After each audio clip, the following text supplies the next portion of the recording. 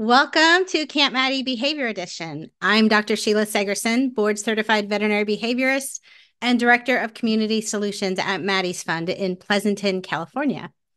Joining us is Michael Shikashio, the founder of aggressivedog.com. Mike focuses on teaching other professionals from around the world on how to successfully work aggression cases. He is a 5-term president of the International Association of Animal Behavior Consultants and was the Association of Professional Dog Trainers Member of the Year in 2020. He also hosts the popular podcast show, The Bitey End of the Dog, and speaks all over the world about dog behavior. We'll take a few questions at the end of Mike's presentation, so please type them in the Q&A if you have them. But before we get started, I'd like to thank you, Mike, for your incredible work supporting others in their careers, working with dogs with aggressive behavior, and for doing such a wonderful job of being so inclusive of diversity in everything that you do. Please join me in welcoming Mike Shikashio. Thank you so much for being here. Thank you, Sheila. I appreciate it. I appreciate this opportunity as well. And I thank you all for joining in on this wonderful occasion here in this wonderful conference. Let me go to sharing my screen here so we can get this going. There we are. You should be able to see that up on your screen. So I'm going to be talking about avoiding and addressing behavior problems through meeting fundamental needs, because when I started working with dog training and behavior in general, is focused a lot on, the sit down, stay calm, get the dog to walk nicely on a leash type of behavior. But of course, with all of my work in rescue and fostering and working with shelters, I found that one of the best ways to help dogs was, yes, it's important they learn how to sit maybe sometimes, but more so is just getting them well adapted to our society and our culture that we live in and working with the behavior issues that they might currently have. That was the best way to help these dogs stay in their homes. So I'm going to be covering what needs to be done in these kind of cases. But I want you to think about symptoms or causes. So think of things in your life that have had like symptoms. Maybe you woke up one morning, you had a headache. You're like, huh, that's the symptom, right? I've got a headache, my mouth is dry. And then you go back to the causes and you're thinking, well, because I had a few too many beers last night or too much wine, which then caused dehydration. So we got to these causes, right? But we're focusing on the symptoms, or maybe you're just sitting and watching too many of these particular presentations. You're sitting all day long, which says, well, my symptom is my back is hurting, but what can I do to resolve that? Is it to like take some Tylenol, maybe get some heat on there, or is it more that we should be standing up and maybe taking some time to watch these presentations? So think about that when it comes to dog behavior. And when we're thinking about addressing symptoms or causes, we are often focused on, as a society, the symptoms that we're noting. So, what can some symptoms look like? We think of, especially in the aggression aspect, we think of barking, lunging, growling, snarling, snapping, biting. You might see compulsive, destructive behaviors, all those typical symptoms we might be witnessing in the dogs that we're working with, whether in a shelter environment or in a home environment. And so, what I want you to think about the causes, though, because when we start looking at the causes for the symptoms of behavior we're seeing, that's how we truly can help these animals. So, think of things like pain or discomfort, frustration, emotions like arousal, fear, stress, anxiety, rage, or anger. These are all very common causes, especially when we're working in the shelter environment or the rescue world as well.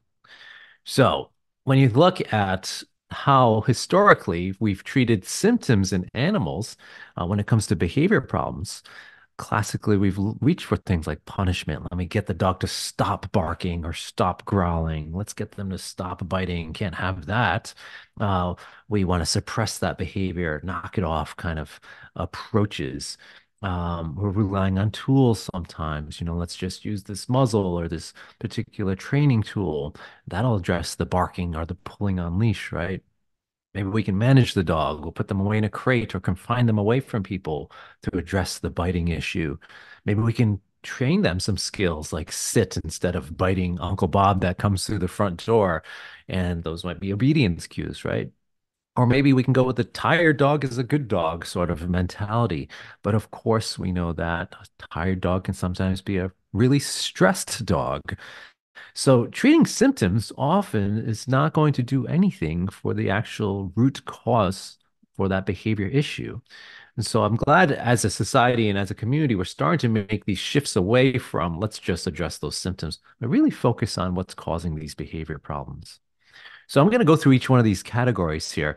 And these are sort of the core things that I've really focused on over the years and shifting gears towards um, addressing the causes. So things like enrichment, meeting their breed needs, making sure they're free of pain or underlying medical conditions that could be contributing to the behavior, environmental changes that we can make at the home environment or the shelter level as well, and definitely understanding their emotions and motivations for the behavior issues we might be seeing, as well as understanding their unique experiences. So let's jump right into the first category here, which is enrichment.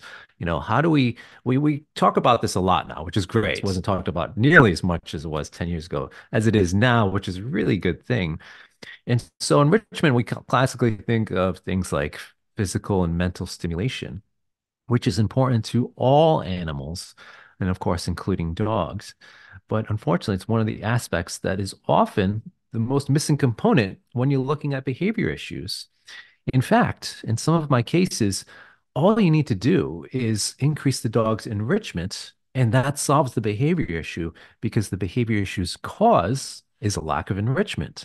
So rather than focusing on, okay, this dog is jumping up on people and barking and lunging and grabbing the leash and high arousal levels, those are the behavior symptoms we're seeing, but it's because of the lack of enrichment. But because of those behavior issues, we're managing things more, which causes more lack of enrichment. So you can kind of see this vicious cycle that can happen in these kind of cases. So I'm going to talk about this case example of Forrest, this little Jack Russell mix here, or Jack Russell, that is actually, this is an older picture. It's when my ex-wife and I used to foster dogs. This was going back probably about 15, 20 years ago now, this picture.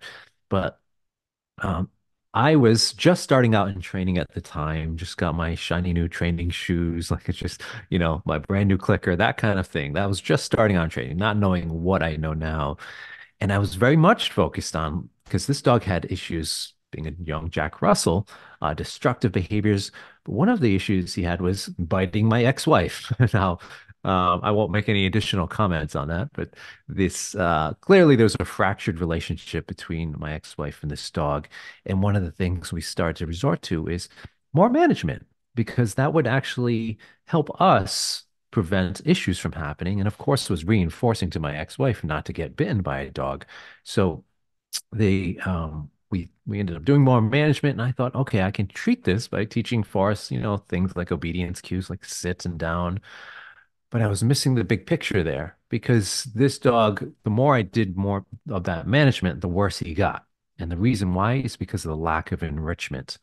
So when you think about many of the dogs that are surrendered to shelters or that are in homes and they're struggling, one of the aspects that happens is because of this increased management to avoid the behavior problems, which then creates this enrichment issue.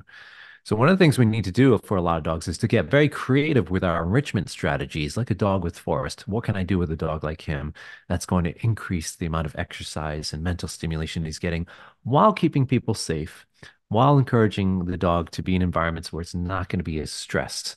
And so we have to often think outside the box. What can we do with this dog? Is it necessarily have to be those walks around the neighborhood? Or could we do something like a sniffari in the backyard or in the home, or use creative enrichment toys, shaping exercises in the home? There's so many different things we could do for dogs that will replace the enrichment that they're missing because of the excessive management that we're putting in place. So, another key concept to think about in your lack of enrichment cases is when we start to see maladaptive behavior. So, what is maladaptive behavior? It's behavior that's not characteristic for that particular species or the particular dog we're working with, because they're starting to exhibit behaviors, things like stereotypic behaviors or stereotypies we might see in zoo animals is a perfect example. Tail chasing, flank sucking behaviors, destructive behaviors. Those are all functions of because the dog's not getting enrichment, enough enrichment and exercise. So we do have to think about when we see that, that's often a significant indicator that the dog's suffering from a lack of enrichment standpoint. And of course, since this is a very shelter-centric conference, we're looking at frustration and arousal quite often in the animals we work with. And frustration is often a result of, again, lack of enrichment. And really, the definition of frustration is not being able to accomplish a particular task or behavior that the animal is setting out to do. And that's often thwarted by the barriers we put in place, the kennels, the leashes, all these things we need to do. So when we're looking at an animal's behavior, one of the first things, or problem behaviors, one of the first things I'm looking at is how much enrichment is this dog getting? Okay, so next up on the list is breed. Why does, and this could say genetics as well, this slide, particular slide, but I think it's so crucial to understand breeds, in especially when we're having dogs in a more captive situation. So a smaller apartment in New York City, or a shelter environment, or a foster home with lots of dogs and restriction of movement. Not only do we have to consider enrichment, but what have we selected for in particular breeds? And are we meeting those needs for that particular breed in the environment they're in? So if it's like a livestock guardian dog, Great Pyrenees or something in that New York City condo, we are not often meeting that dog's needs as a particular breed. So when we have dogs in a particular environment, I'm always considering what is their breed and what do I need to meet their specific needs that us as humans have selected for in our breeding processes. Now, of course, it's not every single dog in a particular breed is going to display the exact same behaviors, but we do have to recognize that there are certain characteristics or traits in some of the breeds that aren't going to be well adapted to captive situations or situations where there's not a lot of freedom of movement or choice and control in the environment. We can start to see those maladaptive behaviors and all the problem behaviors that we're often dealing with. That's also a significant factor in why I want to know where that dog came from, if it's being surrendered or given up on or given to another home. We want to know about that dog's history in their previous home and what might have affected these behaviors we're seeing. So, like that livestock guardian dog might be having issues with strangers coming to the home, which is kind of normal behavior for that particular type of dog. But how much has that been impacted and exacerbated by the restriction, the excessive restriction in their movements? So, since I'm often looking at aggression, that's my main focus and my main specialty is aggression in dogs. I also want to, of course, point out dogs that we've selected for certain guarding behaviors. So think of your Rottweilers, or Dobermans, German Shepherds. Another consideration that if we have a dog in a particular displaying certain behaviors, we must consider, is it normal for that dog? And is it kind of a pass fail for all dogs in general if we're looking at that one particular dog? So if I have a Malinois, for instance, showing barking, lunging behaviors when they're being handled on a leash by a person and they're displaying that towards other people approaching, I'm going to be leaning towards that's pretty normal for a lot of those dogs. And that's something to consider in our assessment and prognosis for that particular case. Can be very normal for that dog, and it would be not uncharacteristic to see that. So we just have to ensure that we're making plans for future adoptions or as well as future progress and training goals that are going to be specific to that particular breed. If we miss that, that can skew sort of our opinion on a particular dog. If we kind of forget, oh, wait, it's a livestock guardian dog, they're supposed to bark at the fence line. Or if it's a dog that tends to bark a lot more, a particular breed that barks more. That's what they normally do. And so awareness and education is also really crucial. Okay, next up, of course, is the underlying medical issues that can impact behavior. Now, most of us in this that are listening here, we know about looking for medical issues and the impacts on behavior, but especially pain. This is where I really talk about this a lot in my presentations and with clients and trainers, is that underlying pain and medical issues are often highly underdiagnosed. And if you look at some of the statistics out there, there's a recent study from Daniel Mills and his team looking at as much as 80% of the cases in a particular veterinary practice where there was some underlying pain or medical component. 80% of those cases seen in that practice had something that was contributing the cause was contributing to the symptoms of behavior that they were seeing. I think it's very important to look at medical issues. So I'll share another quick case with you here. This is Fee. Fee had a really tragic story to begin with. He was discovered with his previous owner. The owner was deceased for, they thought, at least a few days, and Fee was had lost weight and was in a terrible condition when they found him. So this wonderful adopter, she adopted this dog from a rescue, and the dog had significant handling issues, had issues with strangers. I suspect highly under-socialized because if somebody hadn't found the previous owner for a few days, you got to suspect there's probably not a lot of social contact. So this dog is under-socialized, it has issues with people approaching, touching, that kind of thing. So anytime we hear about that kind of situation where we're seeing aggressive behaviors when people try to touch or reach towards the dog, that can of course be fear-based, but it also can be underlying pain or medical issues. And one of the first trainers that worked with this dog had a combination of leash corrections and some treats, but was using a collar, sort of a modified choke chain type of collar around this dog's neck, and was issuing corrections because the dog was barking at strangers and including him. But unfortunately, that didn't bode well for Fee, and Fee, one of the first bites that they recorded or in his historical record was to this trainer. So I'm going to show you a little video here, an observation video, kind of again speaks volumes about how we need to be the dog's advocates and look for these particular issues and report them if we see them.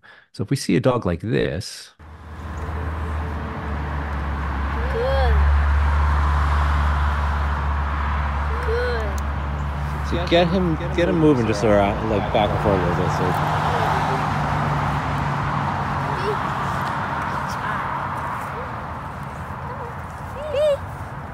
Nice.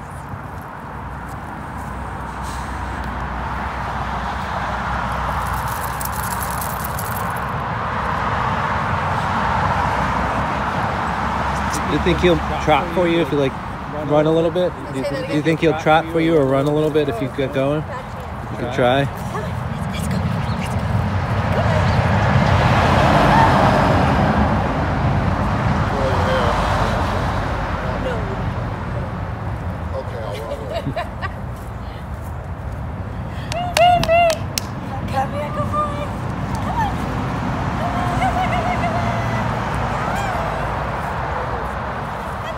Good. Here, I'll walk.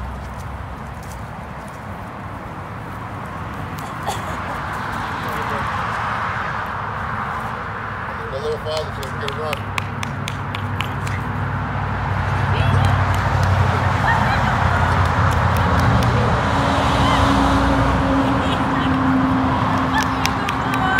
On the tree.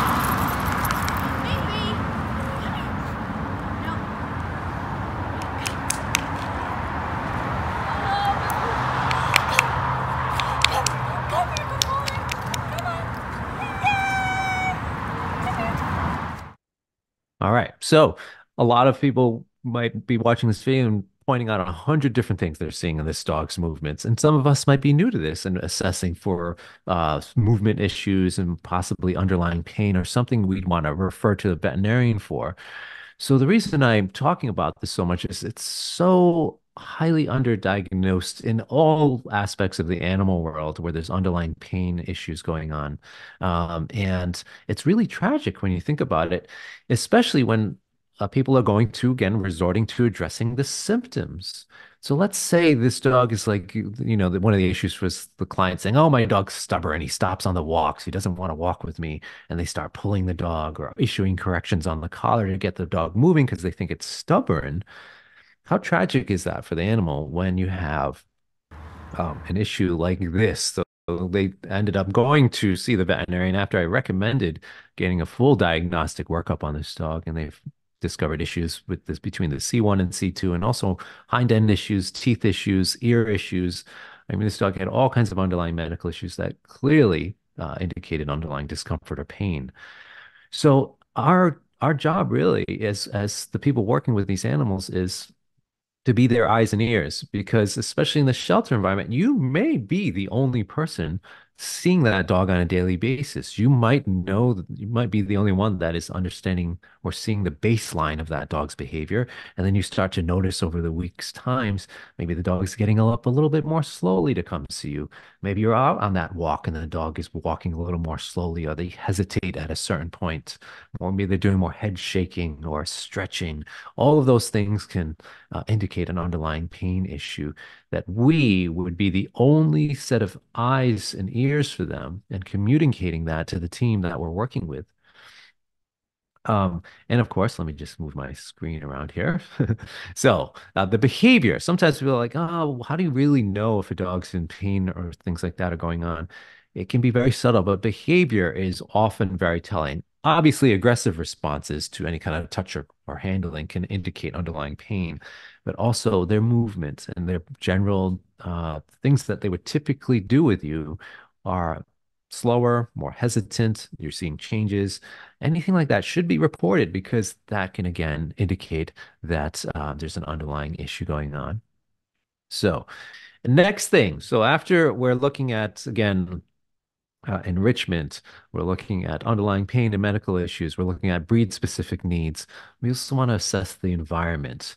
So, I'm going to jump right into a story here about environment. This is Buddy. So Buddy is a street dog from Chile. So this was in the south part of Chile last time I was there. And if you go to South America, there's a lot of dogs, free roaming and street dogs in many different countries. Buddy is certainly no exception. And one of the things that can happen is people see these dogs on the streets, and sometimes if it's a tourist new to the area, they're like, "Oh, this poor dog, doesn't have a family. It's just kind of roaming the streets, begging and having a difficult time." But sometimes we need to realize, behavior is really in the environment, and behavior is molded by the environment. We are products of our culture and our environment in terms of behavior. And so we have to think about dogs like this. They're a classic example of just how well dogs can live behaviorally in the right environment. And so this dog was free roaming, small village, beautiful seaside town, or lakeside, I should say, in Chile. And we just saw him kind of cruising the streets and be just hanging out in front of the restaurants. But as I observed him for about a week's time, he would always just be hanging out in the same area. He was so socially adept with the other dogs, incredibly socially aware of humans, and knew exactly which tourists to work and to go up to and to sort of engage with and feel safe with. He was so good at it, and the conversations he was having with other dogs were at an expert level. I mean, he's the type of dog, if you're running a play group, he would be your superstar because he was just so good with everybody and anything around him. Was not starving, would turn up his nose at some of the bread I would try to give him and be like, nah, I get that kind of stuff. So where's the meat? Where's the good stuff? So the reason I talk about street dogs so much is that, out of the 1 billion dogs on our planet, or give or take a million or so, 900 million aren't owned by anybody. There are just like Buddy. Maybe they go into a shopkeeper, or maybe they have like somebody they call home. But these dogs are very much have choice to control, agency in their environment, which then impacts their behavior in such a positive way. So much different than what we would think of a dog that is not in a comfortable Tempur-Pedic mattress at home, right? So let's get the moral of the story on Buddy is that always consider where that dog came from. If you have that information, sometimes we don't know, but taking those moments of considering how that dog's behaving in a particular environment is going to give you a lot of insights into where that dog might have come from and how we need to adapt what we're doing with the dog. So for instance, you might have like, let's take these dogs out for walks. Let's get the volunteers, we'll get them out for their daily walks, we'll get them enrichment. But what kind of walk should it look like for that dog? Do they need a more vigorous, high-paced walk because they like the exercise, they like the connection with that person? Or do they need to just feel safe and explore that environment? Do they need to feel grass for the first time in their life, maybe, for some of these dogs? Because when you think about some of these dogs that we're getting now, especially from other countries, it's like if I was to say, everybody here, everybody who's watching this, I'm going to come to your home. We're going to pluck you out of your seat and we're just going to go. I'm not going to tell you where we're going. And I'm going to put you on a scary plane ride. We're going to put you in the cargo hold in a crate. We're going to fly you to somewhere foreign, still not telling you where we're going. And it's going when we get there, it's going to be totally foreign for you. You're going to be stepping out onto this substance that feels like jello, and you're going to feel that's going to be much colder, and it's going to be like very dry, and it's going to be a totally different place with all these different sounds. Think about the dog's point of view there is that some of these dogs are experiencing at that level. They're coming from environments that are so different than what we're moving them to. But the beautiful thing is most dogs are very adaptable, just like humans can be.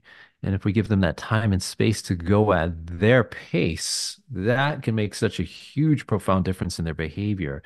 And oftentimes we don't need to do a whole lot for fancy behavior change strategies. It's getting the dog acclimated to that new environment so they feel safe. And you'll hear me talk about safety a lot, but safety is the most important thing for these dogs because you consider all of the stressors in their environment when we bring them to a new environment. Our job as their caretakers and their advocates is to recognize when they're feeling stressed and move them to an environment that they can take their time in so that they can eventually go to that environment we're trying to put them into, that walk further down the street or to that particular foster home. Maybe we need a little bit more time with that dog. Okay, next up is emotions. And this could be a full day seminar all on its own in terms of talking about emotions in animals and dogs. But if we're looking at, let's consider one of the models of emotions. There's Jaak Panksepp, who's an effective neuroscientist who did a lot of work in effective neuroscience, looked at the systems of emotions. And I think they're perfect for dogs because they look at the basic or most fundamental primary emotions. And some of them we're very aware of, things like fear, things like what's called the seeking system, or when a dog is actively engaged in a happy, positive, balanced activity. We all know about panic or grief. We know about play, care, lust.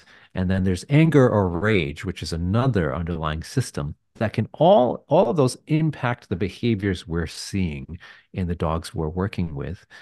But if we truly want to help dogs, we need to understand the emotions because we can, again, see the symptoms, but those symptoms are caused by the underlying emotions. So I'll tell you another story. This is my dog Izzy here. She's getting up to about 17 years old now, but I call her the 50 Shades of Emotions because she's displayed all of those emotions I was just talking about many, many times. She's just very expressive. And, her first expression of emotion was when my ex-wife brought her home from Craigslist. It was Craigslist adoption. Don't get me started. But the first thing Izzy did was charge right over to my lab, Crystal here, and grab her ear and latch on and hold on. She was a 10-week-old puppy. Full on grab, bite, hold, shake of my lab's ear. Good moment of rage or anger there, but just holding on and not letting go. And my lab's looking at me like, what's going on here? Another one of these. Because she had dealt with hundreds of fosters at the time. But so Izzy was a perfect example of really needing, she taught me a lot about trying to understand the underlying emotions. Because when we understand the underlying emotion, then we can make adaptations to what we're doing or what is happening in that context. So that way we can shift that emotion. And oftentimes, problem behaviors are rooted in negative balanced emotions like fear or rage or anger or panic, grief systems that are in play, and those can impact what we're doing.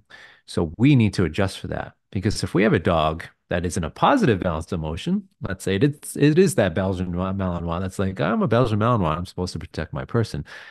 We might offer the wrong behavior change strategy or we might do the wrong things. But most of the time, when we're dealing with problem behaviors, we're looking at a negative balanced emotion in which we have to adjust what we're doing to create a positive association in that context, as well as ensuring the dog has their needs met so that they don't experience the fear, the rage, or the anger, the frustration, or the panic or grief. Okay, next up on the list is experiences. So these are all the things that the dogs through life learn.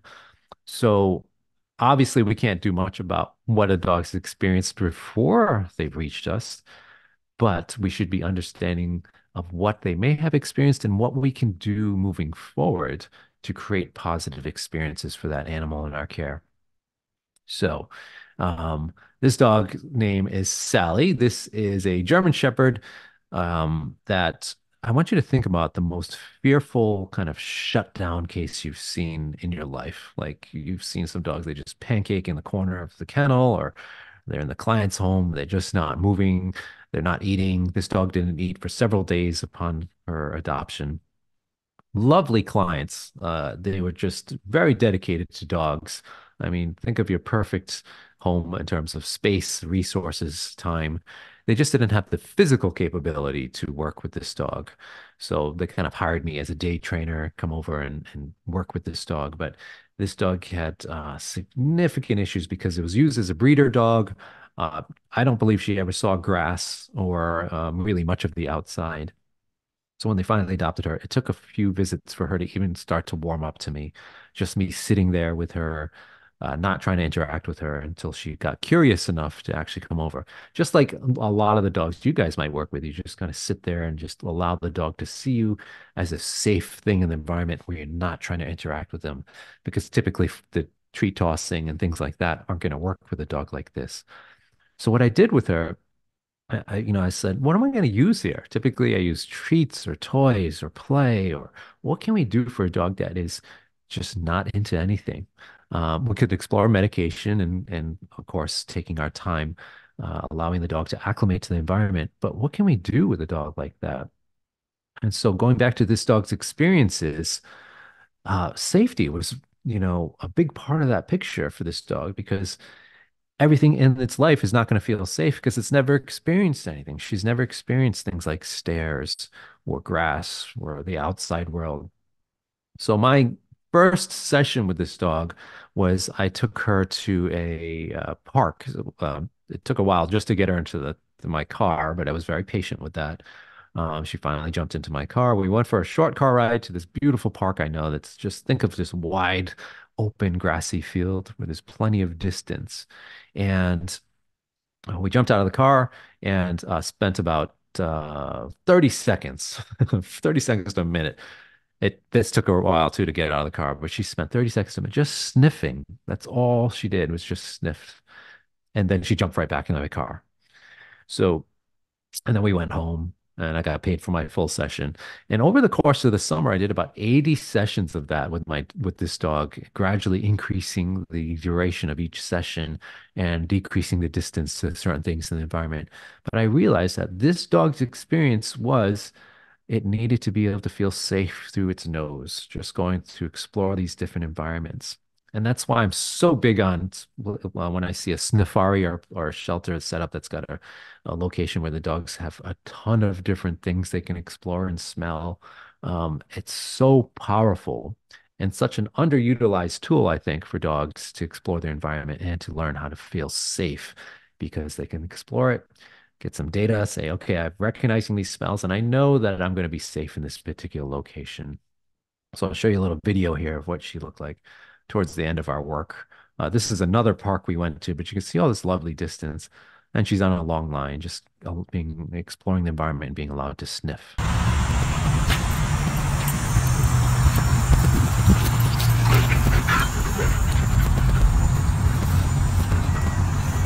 So sometimes we have to modify how we're thinking about addressing problem behaviors. Yes, a lot of times we're doing straightforward techniques like using treats, counter conditioning exercises, desensitization, those kind of techniques, teaching alternative behaviors, most of your classic strategies.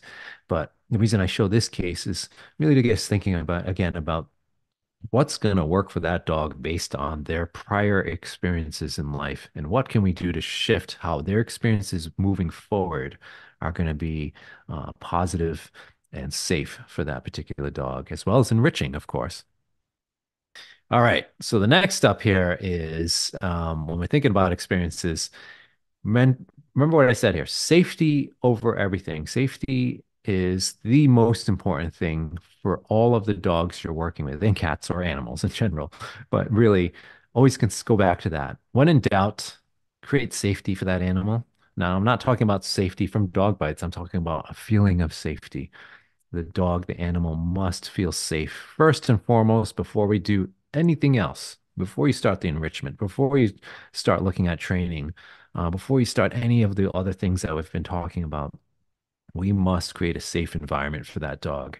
And so again, we might struggle with that in some environments, like shelter environments. It's you might be thinking, okay, that sounds great, but there's limitations in space and locations. But even then, we can get creative in those environments. What can we do for the particular dog that we're working with to modify the environment? Can we use visual blockers? Can we create that sniffari yard?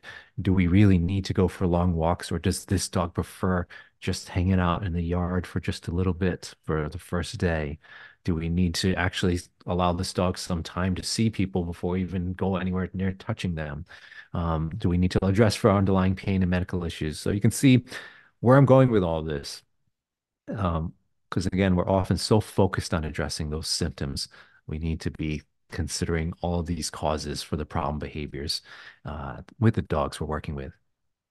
So just to wrap up this slide, I think crucial to remember to think about celebrating that journey, because oftentimes in the dogs we're working with and handling, we may be the only people this dog's going to be with in its life.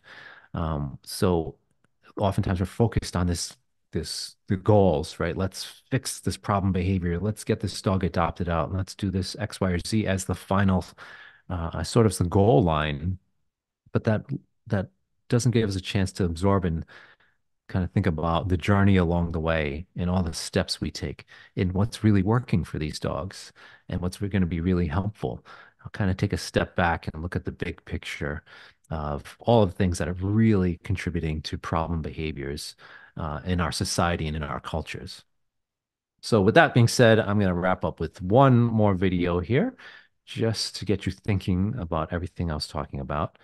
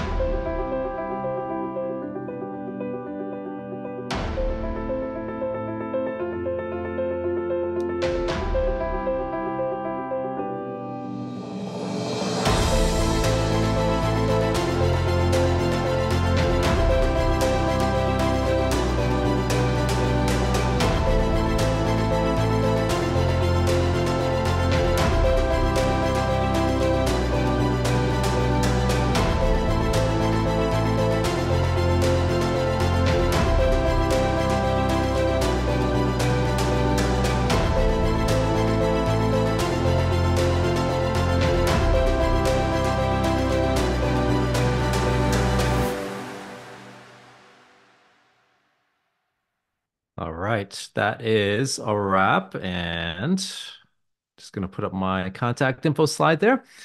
And I guess we're jumping into Q&A next. Yes, thank you so much, Mike. What a wonderful presentation and really special video. We do have some time for questions, so let's get to them. The first question is a two-parter. The first part being, what are your thoughts on adopting out dogs who have bitten people? Level 3 and above on the Dunbar scale or killed another dog? How long do we have? I know. I feel like every single one of these questions, we could spend an hour talking about them. Yeah, yeah, short answer to that one is it depends, as they say. I would need more info because I don't take just the bite history, the bite level as the be all end all assessment. And Sheila and I have talked extensively about this, but assessing like a level 3, for instance, if we're just looking at that, who's assessing it and are they trained to assess it correctly? And are they going based off a bite picture or actually just with a description? So oftentimes the bite alone is not enough for me to say, okay, we're going to adopt this dog out or not. Or if it's killed another dog, I also need the circumstances. A quick example of that is I had a client, the dog killed another dog, but the dog was lovely with all of the dogs. It was a large dog, and it just happened to be, got more information. It was a small little dog that every so often would charge out of its house and attack the large dog while it's on its walk. So large dog's on leash, small dog's off leash, getting out of the house, attacking a large dog. And the large dog finally was like, you know what, I have enough of you, and ended up tragically killing the small dog. But that's another example of like not the large dog's fault technically. Um, so it depends. There's a lot of other variables I would want to know. Now, that being said, I would exercise caution, of course, with those dogs if there's that kind of bite history. But I need more information to make that call. Thank you. And there's a second part to that question, and that is, what are your thoughts on not being able to euthanize dangerous dogs, and they qualify that as level 4 and above due to the new proposed AB 2265, which is a bill in California that requires shelters to make animals if once a shelter has made a euthanasia decision or that they're not able to place the animal, make the animal available for 3 days to any rescue group who wants to take the dog, unless the dog is irremediably suffering or has been declared vicious. Um, I would say there's a slight it depends there, but mostly I would be very weary of that because of the potential for dangerous dogs ending up in scenarios where we don't want them to. Because there's a difference for me in a dog that has a high level bite history, that it's full disclosure, everybody's on the same page, there's the resources involved, like the perfect scenario that's been well discussed. But the problem with opening up on a larger level is you're going to get some falling through the cracks and people missing and not saying certain things or not disclosing. So it gets muddy. And the muddier it gets, the more dangerous it gets, I think, for the general public. And we're unfortunately seeing this higher spike in my anecdotal observation, anyways, of more dangerous dogs being out there. And we're seeing higher level attacks. And not just the US, too, some of the other countries that are, more tolerant of dog bites. So, yeah, I'd be very weary of that going into effect because of the potential risks. Not to say I'm against some rare cases where it's possible, but yeah. Thank you. Yeah, and it's all just such a tricky issue, and I feel like we could spend a whole day talking Yeah. about just this one Yeah. topic. Yeah. But we will move on to the next question, Okay. which is, what is the best way to provide enrichment at a severely overcrowded dog shelter with a lack of resources and trained personnel? My favorite is, of course, play groups, but that's not possible and it's understaffed, highly understaffed place. So without proper training as well. So enrichment and those work type of enrichment. So if the dogs can get out, even if there's a space, you can just get the dog from point A to point B and just have somebody that can run the dogs to like a sniffing space with a lot of enrichment. Think really going above and beyond with the sniffs, though, like having volunteers bring in different things that they can put in a container that's dog proof and just leaving those around, spraying things in the grass. I mean, really just an enriching aspect.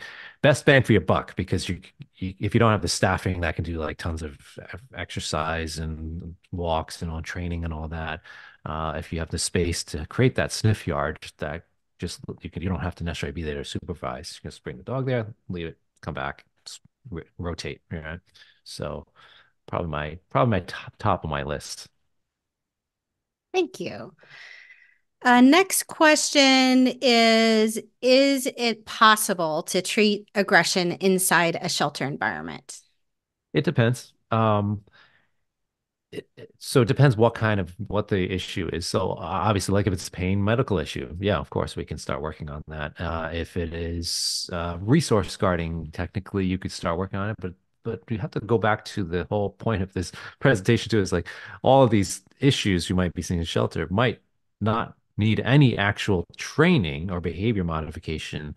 It may require more just let's just use our resources to ensure this dog's living the best quality of life, least stressed, most enriched life in that environment.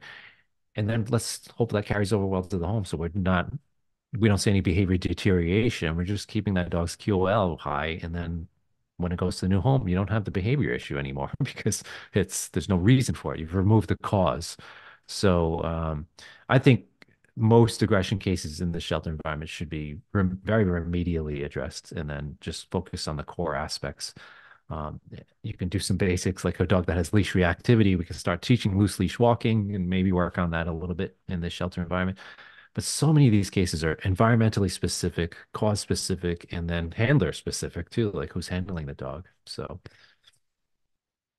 Awesome. Love that answer. Thank you so much. We only have a minute left, so I don't know whether you're going to be able to answer this one quickly, but 2 questions on how do you get a vet to diagnose pain? Every time I see an issue that looks like pain, the vet does a cursory exam and says there is no issue. Second opinion vets, it's always good to have. That's why I like working with vets that like Sheila. We can be like, Sheila, take a look at this case. Because then you trust them, you have that relationship. And then I'll get video of it. Like, so if you can get video of, because the dog's not always going to do what they do in a shelter or other setting that they would in a vet's office. A lot of time in the vet's office, they're like, I'm not going to do anything. So you might not be able to see the dog walking or moving or getting up. So get it on video and then you can show that to the vet. Thanks. And I will add on to this one because it's one that's important to me. And that is that we know that veterinarians, human health practitioners, they're super, super busy. And so they're not always as thorough as we want them to be with behavior cases. And when I have a dog with a behavior concern going into a general practitioner for an examination, I tell my clients specifically, tell your veterinarian that this dog has a behavior concern. We need to do we're asking them to do a very thorough examination to include an orthopedic examination, neurological examination, blood work, because we're looking for all causes to do everything we can to encourage thoroughness. All right. Thank you so much for being here with us today, Mike. That's all we have time for questions. But Mike will be on Maddie's Pet Forum to answer any that we didn't get to, which are a lot, and any new questions that you have.